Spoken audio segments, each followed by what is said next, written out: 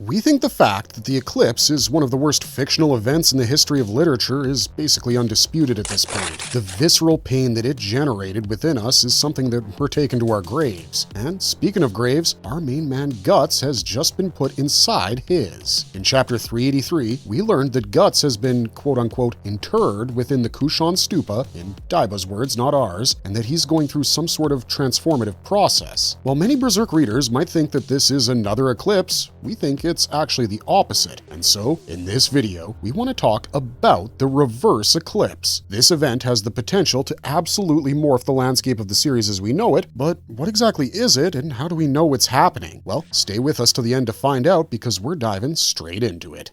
The mechanics of the eclipse. To begin clarifying why we feel like Guts is going through a reverse eclipse, we need to first talk about the eclipse and its mechanics, because as horrific as it was, there were several conditions that had to be met in order to trigger it, and understanding those conditions will better explain the events of chapter 383. Let's start by answering a basic question. What is an eclipse? To put it simply, it's a ritual that's triggered by a full solar eclipse every 216 years. Or rather, it triggers a full solar eclipse as a ritualistic condition. The reason eclipses are so rare in the Berserkverse is quite simple as well. They're ceremonies that lead to the birth of extraordinarily powerful deific figures, and to create such figures every time normal eclipses occur would simply ruin the cosmic balance of power. Each eclipse takes place when the total amount of negativity in humanity crosses a critical threshold, and the person chosen as its target is usually reborn as an aspect of said negativity. For instance, as the God Hand member Femto, Griffith represents an intense feeling of longing, that space where everything is implied but nothing is definite. Longing by itself isn't a negative emotion inherently, but the actions that certain people are willing to take in its name most certainly are. Griffith is the prime example of this, where he chose to seduce and take advantage of an innocent princess to satisfy his longing for Guts. Longing is such an intense emotion that it can make people who are sane commit some of the most insane crimes in existence, and once it takes hold of a person, it never lets go. This perfectly encapsulates Griffith as a person because once he put his mind to acquiring a kingdom, he found everything that made him stray away from that path, including a genuine friendship, to be an innate sin that he needed to purge himself of. His God Hand name reflects this as well because he's called Femto. A femtosecond is the smallest unit of time in existence, but even a femtosecond feels like an eternity to a person who longs for something or someone strongly enough. And speaking of sin, the eclipse doesn't exactly empower the sinful as much as it empowers those with the boundless potential to commit sinful acts. In the world of Berserk, nothing is as cut and dry as it first appears to be. Most people think that the apostles are demonic hedonists who live for murder and cannibalism, but there are apostles like Rosine who become demons without having any clear understanding of what they're doing. Rosine wasn't a sinful person, nor did she display any sinful traits growing up. One can argue that since she was believed to be a product of sexual assault, that she was marked by sin at birth, but that's more of a reflection of society than it is of her as a person. And yet, Rosine became one of the most heinous apostles in all of Berserk, a servant of sin who committed atrocities without fully understanding the nature of her actions. So when it comes to this thing called causality that Miura-sensei loved talking about, it's not so much that only criminals and heathens receive power-ups through it, it's the people who have the potential within them to become such kinds of people. And from that perspective, Griffith being chosen as the person around whom the fifth eclipse was centered makes perfect sense, because he might put on the appearance of the shimmering, pristine white falcon of the battlefield, but deep down, he's as black-hearted as those he aims to replace. He commissions assassinations and kidnappings without batting an eyelid, and uses the people around him like a puppeteer uses puppets to put on a play. Griffith killed most of the conservative faction of Midland by trapping them within a tower, and then burning that tower down, calling it a checkmate from the standpoint of warfare. The ideals he espouses might be attractive, but the ideology he harbors is quite dangerous, and that's what makes him the perfect target for an eclipse. Once the powers that be decide whom to empower, they then proceed to lay down the overarching context of their lives to guide them to the moment of the eclipse. This context includes things like their personal and family history, their actions in their lives, and the kinds of interactions they have with other people. A Up until the eclipse was triggered, Griffith thought that everything he'd done was born from his personal choice. But then the eclipse happened and he learned that it was actually part of a much grander play being made by the true antagonist of Berserk, the idea of evil. The idea of evil is implied to be the reason that evil and things like the God Hand even exist in the Berserkverse, and so it's important for the idea to identify you as a key player in its plans. Once that happens, no matter how battered and bruised your body becomes or how you choose to live your life, you will reach a point where you feel so powerless that you do anything to not feel that way. It's possible for people to resist causality's call by constantly monitoring themselves and making choices based on the concept of morality, but that's usually too much to ask from a man with Griffith's ambitions. And so, we have two requirements set already. The first is the choice of causality, and the second is the 216-year time period. Once these two conditions are met, the Crimson Behelit is sent forth by the Abyss, and it finds its way to the intended person. It doesn't matter whether this person loses the Behelit by chance, via gambling, or theft. When the promised time arrives, it'll find its way back to its owner, which is exactly what happens with Griffith. He loses his Behelit in the Tower of Rebirth during his imprisonment. His jailer/torturer was admiring this little trinket he got off of his best playmate in decades when it hit him with the Limbo Hengoku and fell out of his hands. It then drifted into the sewers of Wyndham before resurfacing in the bed of the lake where Griffith's eclipse was eventually triggered. This is how Behelits function for apostles as well, but in the case of those chosen to become God Hand members, the effect is presumably multiplied. Once the Behelit has been recovered, the person it's meant for must be in a state of near death, either physically, mentally, emotionally, or all three ideally. The triggering mechanism of the Behelit is frighteningly simple. Once its owner feels like they have no options left and gives into their despair and desire for power, channeling it into the Behelit via their blood, it lets out a scream and summons an alternate dimension. When Griffith triggered his Behelit, he was running away from Guts and Casca and the rest of the Falcons because he felt that by staying with them any longer, he'd give up on his dream entirely. At that point in the story, Griffith had been broken beyond repair. His leg and wrist tendons had been cut off, ensuring he'd never hold a sword or even walk again. His tongue was taken from him, so he couldn't issue commands or charm his way into the hearts of the nobility. And even though he wasn't rescued by the people whose freedom he risked by seducing Princess Charlotte, he couldn't help but feel jealous of Guts' progress as a warrior and reflect upon his own helpless state. He knew he'd have to spend the rest of his life as a disabled person, and that just didn't sit right with him. When his escape was broken by a tumble into the lake, Griffith lamented the fact that he couldn't even start over properly, and when he saw Guts coming to rescue him, the person whom he blamed for all his misfortunes, the dam of his despair and desire broke free. As the rest of the Falcons pulled up to the scene, the scenery shifted from a setting sun to a land of tortured faces with a black sun overseeing things, which signaled the start of the eclipse. Several dozen apostles showed up for the rebirth ceremony, and the God Hand arrived shortly after. Initially, Griffith was apprehensive of them all because his experience told him that these things were dangerous. Very early on in the series, Griffith actually faced an apostle in the form of the immortal Zod, and that was the closest he's ever come to death. He knew that the existence of these beings couldn't be explained with rationality, and being a quote-unquote rational person, Griffith froze in fear. But that's when the God Hand worked their magic and won him over to their side so he could fulfill the final condition of the eclipse. In any demonic ritual, coercion doesn't work because the way causal business tends to play out in Berserk is through the will of the person in question. This will can operate consciously or unconsciously, and it can be as faint as simply wanting to stay alive instead of grasping all-consuming power. But the key is that the target of the ritual needs to accept its parameters of their own volition. In the case of apostles, those parameters include sacrificing the people that define the ritual target's humanity, which, so far, has been capped off at about 3 people. But in the case of a God Hand, the sacrificial offering needs to be much bigger because the ritual's outcome depends on it. Apostles are individuals who gain the power of the Abyss and transform into demons with unparalleled strength. They might share the same power source as the God Hand, but their operating scale is much smaller, and most importantly, they remain within the physical world even after their transformation. The God Hand is a purely metaphysical group of beings which exists solely within the deepest layers of the astral world. To join their ranks, one must transcend their physical form and turn into a concept from a person. This is why the sacrifice required for their creation is a lot larger in scope, and why their agreement in making said sacrifices is a necessary condition. Once this happens, nothing can stop an eclipse from reaching its natural conclusion, which is the unilateral slaughter of all ritual offerings and the transcendence descendants of its target individual from a person to a deity. After agreeing to sacrifice the original Band of the Falcon, Griffith's physical form was enclosed within a cocoon, while his soul descended into the depths of the abyss for a meeting with the idea of evil. After that meeting, his body of flesh transformed into the form he'd chosen to accomplish his purpose and became a part of the astral world.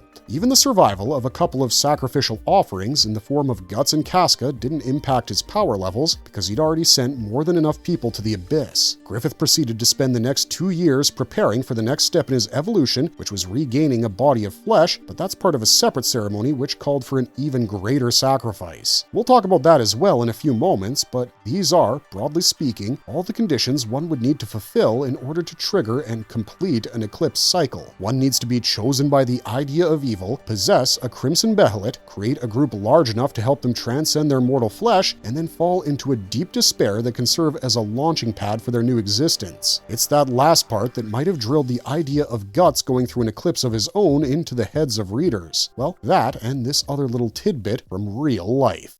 Why people think Guts will go through an eclipse. One of the main reasons that many folks are wondering whether what's happening to Guts in Chapter 383 is an eclipse or not is because it's been compared to the eclipse by the director of the series. After Kentaro Miura's tragic death in 2021, there was doubt as to whether Berserk would even continue as a series. That was resolved when Studio Gaga announced that his childhood best friend and fellow mangaka, Koji Mori, would be taking over as series director, and the reason this decision was made was because after Miura, Mori is the one who knows the most about how Berserk is supposed to end. During the course of their friendship, Miura revealed several details about how he intended to conclude the series to Mori, and Studio Gaga felt confident enough in those details to allow Mori to continue his friend's work. It's been 4 years since he took over Berserk, and while the differences from Miura's original brilliance is quite evident, Mori has done a good job of keeping things on track so far. Right before the release of Chapter 383, he tweeted an update on the status of the story on X, and this is where the speculation regarding Guts' eclipse started to run wild. Up until this point, people had always assumed that something like that might happen because the series had set things up that way. Guts came into possession of a behelit in the very first arc of Berserk, and he continues to hold it to this day. He's been becoming increasingly depressed ever since Elfhelm was destroyed, with despair becoming his default setting. He isn't bleeding or near death right now, but that can change at any point in a series like Berserk. And most importantly, the possibility of him becoming a demon has been brought up too many times to be ignored. Heck, one of the God Hand members, Slan, has been keeping tabs on him since the eclipse because she finds the madness within him to be an agreeable ingredient for the current state of demonkind. When she appeared to him in Clip-Off, Slan tried to goad him into using the behelit he had on him because she wanted him to become the monster he was trying to defeat. But at that time, Guts' will won out, and his partner in crime, Skull Knight, anchored him to his purpose. Ever since Griffith kidnapped Casca, Guts has lost much of his sense of purpose and drifts aimlessly within the abyss of his own mind, which makes him a prime candidate for apostlehood. This is mainly why many Berserk fans believed for a long time that our hero would end up becoming one with the villains, because everything has been pointing him in that direction, and with Mori tweeting that Chapter 383 will effectively be Guts' eclipse, that belief was strengthened further. However, that's exactly where the problem lies, because Mori's words were taken slightly out of context. What he meant by that tweet was that this next arc of the Black Swordsman's journey will be just as important as the eclipse, which is a completely different thing altogether. This doesn't mean that what started in Chapter 383 will be an eclipse. It'll be a ritual, yes, and in fact the ritual has already begun, but it won't entail things like him sacrificing his new group of friends to become as powerful as Griffith. In fact, it's the exact opposite, because if Guts does try to take the demonic route, he'll have defeated himself. And also, he's missing quite a few key components that would have made this ritual demonic in nature. Why Guts isn't going to become a demon. Before we explain the reverse eclipse, let's first talk about why what's happening to Guts isn't an eclipse-like ritual. We know that Daiba being involved in it doesn't make that feel credible, given his history with the Apostle Emperor Ganishka, but surprisingly enough, if Daiba was planning to put Guts' life in jeopardy, we'd have figured it out by now. That's because he'd have brought with him the one thing that's absolutely necessary to trigger such a ritual, which is the behelit Guts was carrying with him. And before you ask how Daiba knows about Behelites, well, he is the guy who is obsessed with building a magical kingdom in this world, and oh, he also gave the Dread Emperor Ganishka his Behelit, in addition to constructing the man-made Behelit, so if anyone knows anything about them and how they work, it's Daiba. If he was working for the forces of evil, despite knowing that the Behelit would show up in front of Guts if he was destined to use it, Daiba would have brought it along with him if his aim was to push Guts further into the proverbial darkness. Instead, what he's done is put him in literal darkness by quote-unquote interring him within the ancient Kushan Stupa. And now, he's waiting to see the results of Guts' self-reflection. You guys can hear our thoughts on all this from our breakdown of Chapter 383 and our predictions for Chapter 384, both of which are on our channel right now live. But keeping that aside, the Behelit isn't the only thing that's missing here. Many key components evolved in the Eclipse ritual are absent from Guts' residence within the Stupa, which further strengthens our belief that what's happening to him isn't remotely related to demonkind. Let's take things from the top. In order to become entangled within the web of causality, a person needs to be identified and selected by the idea of evil and its agents as an agreeable person of interest. In the very first arc of Berserk, we're told by the God Hand itself that Guts doesn't fill that criteria. His determination and pain tolerance impressed Slan so much that she openly declared her wish to have him become quote-unquote one of theirs, but Conrad cut her off and said that he wasn't chosen by fate, so it wasn't possible. But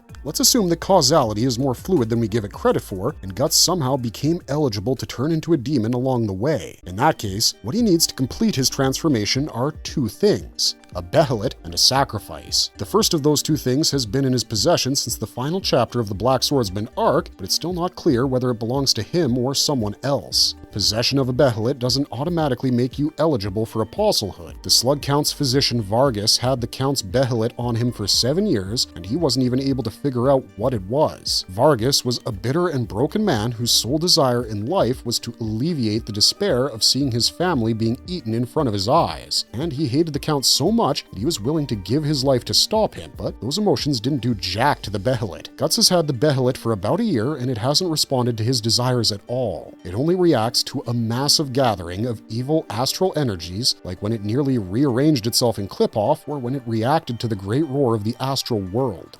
If Guts is truly meant to become a demon, his Behelit would have shown up at the center of the lotus leaf within the Kushan Stupa, but that didn't happen. But let's imagine for a second that we're jumping the gun and that the Behelit could make an appearance in the next chapter. In that case, what we're missing is a sacrifice, and to be completely honest with you guys, this is where the Guts Eclipse theory falls apart. That's because the one person who'd be perfect for his ritual has already been marked with a brand of sacrifice, and that's Casca. And people who already bear the brand cannot be reused as sacrificial offerings.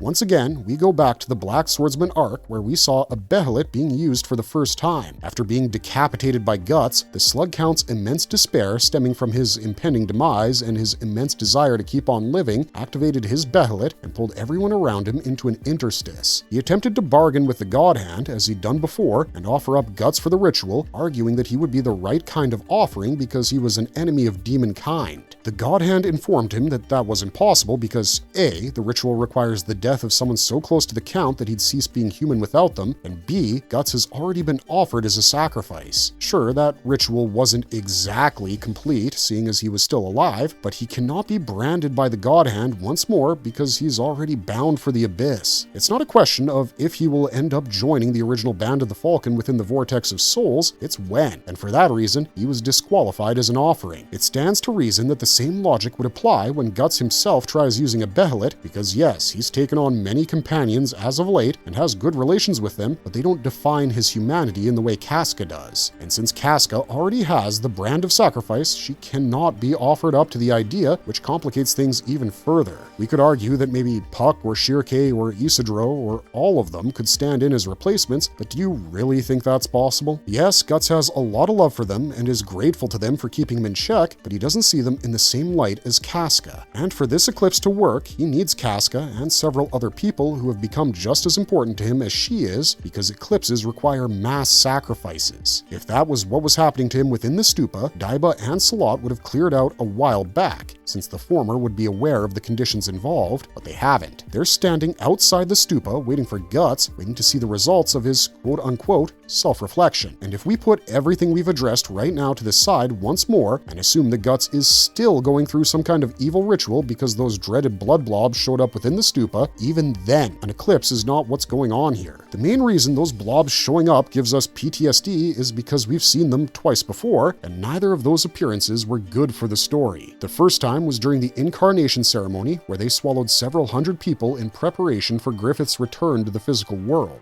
Those blood blobs served as a medium to gather up all the flesh and blood required for a god hand to manifest physically, and trust us when we say the amount required was exorbitantly high. The second time those blood blobs showed up was during the destruction of Skellig Island, where they emerged from the depths like shadow demons and started attacking anyone who was at Elfhelm. These blood blobs appear to be aligned with the evil side of the astral world because they attack organic beings and assimilate them indiscriminately, and so them making an appearance within the stupa must mean Guts is going through some evil shit, right? Wrong, because there's one major difference between the blobs we've seen and the blobs we saw in chapter 383. The latter are eyeless and not targeting Guts' body. These differences might seem minuscule, but they make a ton of difference because it means they're not being controlled or compelled by evil forces, and that whatever is happening within the Kushan Stupa is not an evil act. So if you put all this information together and zoom out of the Eclipse perspective, you start seeing that the current arc of Berserk has nothing to do with demons and becoming part of their ranks. It's something entirely different and most likely the exact opposite of an eclipse, which is why we're calling it the reverse eclipse. Now that we've addressed everything we needed to address, let's dive straight into what this reverse eclipse will look like and what its purpose might be.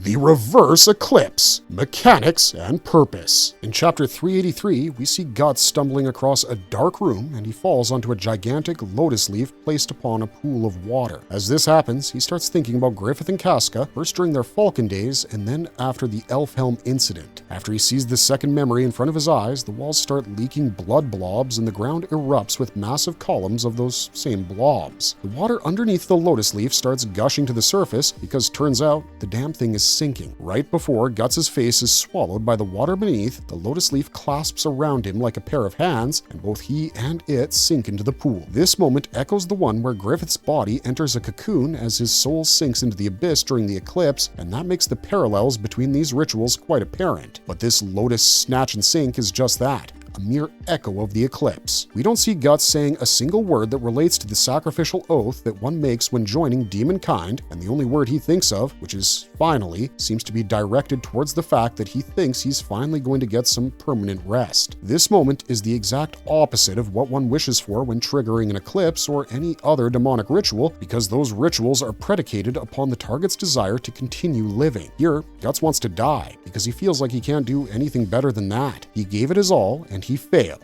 and his final thoughts reflect his true desire to go back to being a merry old band of mercenaries with his best buddy Griffith and his girlfriend Casca. Despair and desire are present here, but the form they take is the complete opposite of a prospective demon's, because Guts' despair isn't only for himself. He's despairing for his lost comrades. He's despairing for the comrades who are still alive but whom he cannot help, and most of all, he's despairing the loss of the best aspect of his friends. Griffith is a power-hungry demon right now, and Casca can't even look at him without passing out. All of this would never have happened if Guts didn't selfishly try to acquire a dream of his own, but deep down inside, he's always been a lot like Griffith. In fact, they're two sides of the same coin, which is something we explore in another video called Will Guts Kill Griffith or Become Him? You should check that out, because in it, we explore what is perhaps the greatest paradox in the Berserkverse. But coming back to the Stupa, the reason we bring up opposites so much is to show you that whatever's happening right now is clearly not the kind of demonic ritual we've seen so far, because it meets none of these conditions. Hell, even with the time dilation effect between the physical and astral planes, there's no way that 216 years have passed inside the stupa, while outside things have gone from day to night. The time requirement itself doesn't line up, and even the visual cues we get are similar to the eclipse and the incarnation ceremony, but they're not the same. Those blood blobs that show up in 383 are eyeless and not malicious for a reason. And if you ask us, that reason is that they belong to people who crossed over to the astral world not in search of power, but in search of enlightenment. Recall Skull Knight's description of the blobs that showed up at Elfhelm. He called them the remnants of the ancient original owners of Skellig Island, coming back to reclaim what was theirs with force and malice. That isn't verbatim what he said, but it's what he meant. And if that's the case, then the incarnation ceremony blood blobs were the exact same, which makes sense given St. Albion's violent and bloody history. But the Kushan Kushan Stupa is a different beast. It's a location where several generations of Kushan high priests have interred themselves in accordance with real-world Buddhist traditions. In Buddhism, a monk is only interred within a stupa when their mortal lives approach their natural conclusion, and certain Buddhist monks even prepared for this by mummifying themselves in their final years. This is a place where a spiritual crossover takes place, and this crossover is pure in nature, symbolizing the detachment from the worries and cares of the physical world. How do we know that? Well, we just needed to take a good look at the leaf on the pool within the stupa, and it made sense. Because in Buddhism, the lotus leaf is a symbol of purity and enlightenment. A lotus roots in the muddy bed of a water body, but its leaves and buds prosper in the purity above said water body. It might grow from quote-unquote filth, but it always thrives once it rises above that filth. If that sounds familiar to a certain swordsman's character trajectory, then you're not wrong, because we believe this symbolism is quite intentional. When you consider the fact that the blood blobs and the lotus trap were sprung almost simultaneously, and that all of their symbolic values are related to ancient traditions of pursuing enlightenment and purity, you start to understand what Daiba meant by what he told Salat in 383. As the two of them were discussing Guts' predicament, Daiba stated that within the darkness, where one is deprived of all their physical senses, one has naught to do but gaze within the self, and he's waiting to see the madness that emerges from within Guts' inner self because he believes it will be the difference maker in the coming war. The exterior of the Kushan Stupa is rooted in the physical world, but its interior is linked to the astral world. Guts is on his way to some location within the astral world right now, and what he does when he gets there will hold the answer to the fate of mankind. And personally, we think the person or entity that he's on his way to see right now is the opposite of the idea of evil, which we like to call the idea of good. We say this because the conditions for such a meeting seem to have been fulfilled. Guts entered the stupa despairing everything, but his thoughts weren't focused on himself. Rather, he was thinking about all the people he couldn't save, which is when things started going crazy. His self-reflective line of thought made him sink into the pool with those blood blobs covering him, and that certainly feels eclipsy, but we think that it's indicative of the fact that he's cleared the first hurdle to acquiring the power of goodness, getting the thumbs up from the ancestors of the Kushan Empire. If we assume that all Kushan high priests were at least somewhat moralistic in nature, then it stands to reason that their astral remnants would seek out someone who has similar ideals. Once that person enters the stupa and lands on the lotus leaf, they're evaluated. And if they're found agreeable, the leaf then takes them to see the idea of good, which mirrors how Griffith saw the idea of evil after being enveloped by a cocoon and quote-unquote sinking. The difference between his ceremony and Guts's is going to be defined by the concept of attachment, because the idea of evil preyed on his attachments to his dream to turn him into a nightmare, but the idea of good will probably do the opposite. Like we mentioned earlier, the lotus leaf represents detachment from the material world in Buddhist thought and tradition. Only when you're capable of removing the self from the equation and you let go of the things that attach you to the material world are you able to achieve transcendental wisdom and peace. This sounds an awful lot like something Skull Knight once said to Guts with regards to Griffith's current state of existence. In chapter 237, right before he points him towards Elfhelm, Skull Knight tells Guts that challenging Griffith post-incarnation is next to impossible, because it would be akin to a story's character trying to challenge its author. As long as there are those who believe in whatever tiny aspect of Griffith they identify with, Griffith will remain absolute, because he's essentially painting on the canvas called Earth with a divine hand brush. But what he doesn't confirm explicitly is the fact that someone who is outside the scope of Griffith's story can hurt him, and we see this transpire in chapter 337 when our boy Rickert lands the slap of the century on the face of the Falcon of Light. This one moment is what served as a precursor to the reverse eclipse, because it showed us that someone who has moved on from Griffith completely is immune to his absolute status. Rickert used to idolize Griffith when they were Falcons, but after the eclipse, he accepted his comrades' deaths, mourned them, and moved on. That's why he was so shocked and happy when Griffith returned to him post-incarnation, and so frustrated with himself when he learned the truth about the eclipse. But, as Guts rightly pointed out, Rickert could never hate Griffith the same way he does, because such hatred is born from an unhealthy obsession with its target. And while Rickert does regret not being able to fight alongside him, he is also not deluding himself into thinking he needs to join up on a quest for vengeance. Rickert knows knows where that path leads, and it's because he's not on that path that he's able to harm Griffith. So what we think will happen during this reverse eclipse is that Guts will meet the idea of good and finally let go of his obsession with getting revenge on Griffith. That's the sole reason he wasn't able to lay a finger on the guy when he showed up at Elfhelm, because if this is a story Griffith is writing, then Guts is still a prominent character within it. It's only when he detaches himself from Griffith that he stops being a part of his story, and at that point, he'll be able to do things no one imagined can be done to godlike figures. There's also a chance that Guts might see those Kushan priests as daimons during his journey, because daimons are the good equivalent of god-hand-like beings in Berserk. Flora turned into a daimon after her death because of the righteous life she lived, and her power was so great that even a dragon like Grunbeld couldn't pass through her flames. Daimons are humans that achieved hero status and died serving the concept of goodness within this universe, and while we're on their topic, there's a chance that Guts might become a daimon as well. Right now, he's entering the astral world as a physical entity, much like Griffith did when he triggered the eclipse. The latter turned into a metaphysical concept after the eclipse, so it's possible the former will turn into a powerful spirit as well, but that's a long shot, because right now, Griffith needs to be hit with both physical and astral powers working in tandem. That is why we think that ultimately, what will happen at the end of the reverse eclipse is that Guts will be bestowed with the power of goodness, much like Griffith was given the power of evil, and he'll emerge from the Kushan Stupa as a man changed for the better. He'll detach himself from his obsession and accept that saving the world takes precedence over vengeance. It's also possible that his brand of sacrifice will be removed in the process, because the series has implied that this is possible. When Guts first met Flora, she gave him a talisman to dampen its effects, but stated that she wasn't powerful enough to completely remove it anymore. This implies that there is a power that can get rid of the brand, and that power can only be the idea of good. So, after reaching the depths of the Lotus Pool and meeting this deity, Guts will emerge not as a demonic entity, but as an angelic warrior, whose power will most likely reverse the effects of the great roar of the astral world. And that, ladies and gentlemen, is what we think the reverse eclipse is going to be like. We've seen its mechanics play out partially, and we've deciphered its true purpose. All that's left is to see the end product, and once that happens, Berserk can enter its endgame scenario properly.